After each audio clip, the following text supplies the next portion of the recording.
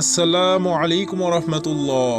চলুন জেনে নিই কোরআন শুনে জিনদের মুগ্ধ হওয়ার কাহিনীর বর্ণনা রয়েছে সূরা আহকাফে।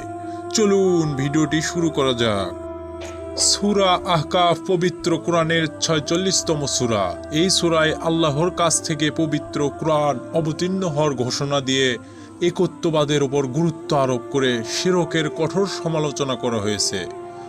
মক্কায় অবতীর্ণ ৩৫ আয়াত বিশিষ্ট সূরা আহকাফ আল্লাহর একত্ববাদ, মুহাম্মদ সাল্লাল্লাহু আলাইহি ওয়াসাল্লামের রিসালাত ও আখিরাত, মক্কার অবিশ্বাসীদের গুমরাহ, জিদ, গর্ব ও অহংকার, গুমরাহির ফলাফল সম্পর্কে কাফিরদের সতর্কবার্তা, মা বাবার আনুগত বিশ্বাসী সন্তান এবং মা বাবার অবাধ্য সন্তানের বিবরণ রয়েছে।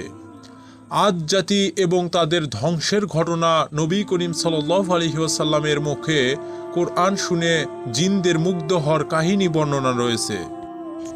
এক ব্যক্তি আল্লাহর নির্দেশ অপেক্ষা করে এবং তার পিতামাতার আহ্বান শোনে না।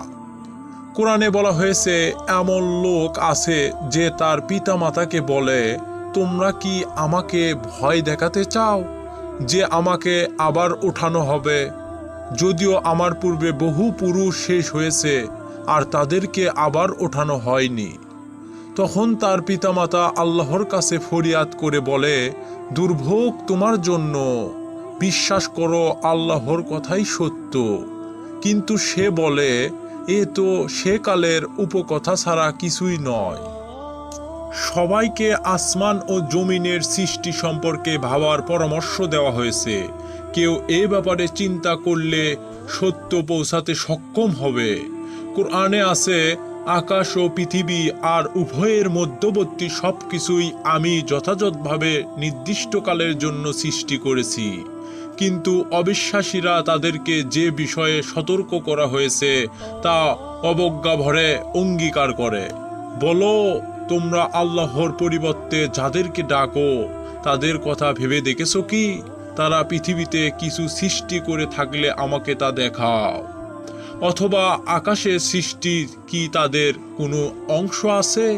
যদি থাকে, এর সমর্থনে পূর্ববর্তী কোনো কিতাব বা ঐতিহ্যগত কোনো জ্ঞান থাকলে তোমরা তা উপস্থিত করো, যদি তোমরা সত্যবাদী হও। আদ জাতি আল্লাহর নির্দেশ প্রত্যাখ্যান এবং আল্লাহর সঙ্গে কুফরি করে সেই বিবরণ কোরআনে এসেছে। স্মরণ করো আদদের ভাই হুদের কথা, যার আগে ও পরে সতর্ককারীরা এসেছিল। সে তার আহকাববাসীর সম্প্রদায়কে এ বলে সতর্ক করেছিল, আল্লাহ ছাড়া কারো উপাসনা করো না, তোমাদের জন্য আমার মহাদিনের শাস্তির ভয় হয়। বাবা মায়ের ব্যাপারে, বিশেষ করে মায়ের ব্যাপারে উপদেশ রয়েছে। কোরআনে আছে, আমি মানুষকে তার মাতা পিতার সঙ্গে ভালো ব্যবহারের নির্দেশ দিয়েছি। কষ্ট করে তার জননী তাকে গর্ভে ধারণ করেছে, কষ্ট করে তাকে প্রসব করেছে, তার দুধ ছাড়ানো পর্যন্ত ৩০ মাস কষ্ট করে তাকে বহন করেছে। ক্রমে সে যখন সমর্থ হয় ও ৪০ বছরে পৌঁছায়, তখন বলে, হে আমার প্রতিপালক, তুমি আমাকে শক্তি দাও যাতে আমি তোমার কাছে কৃতজ্ঞতা প্রকাশ করতে পারি। আমাকেও আমার মাতা পিতাকে তুমি যে অনুগ্রহ করেছো তার জন্য, আর যাতে আমি সৎকর্ম করতে পারি যা তুমি পছন্দ করো। আমার সন্তান সন্ততিকে সৎকর্মপরায়ণ করো। আমি তোমারই দিকে মুখ ফেরালাম ও তোমার কাছে আত্মসমর্পণ করলাম। তারা বলেছিল, তুমি কি আমাদের দেবদেবীদের পূজা থেকে আমাদেরকে বিরত করতে এসেছো? তুমি সত্যবাদী হলে আমাদেরকে যার ভয় দেখাচ্ছ তা নিয়ে এসো। সে বলল, এর জ্ঞান তো কেবলই আল্লাহরই।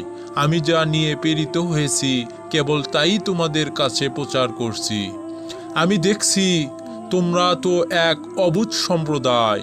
তারপর যখন তারা দেখল এক মেঘ তাদের উপত্যকার কাছে এসে পড়ছে, তখন তারা বলতে লাগলো, এই মেঘ আমাদের বৃষ্টি দেবে।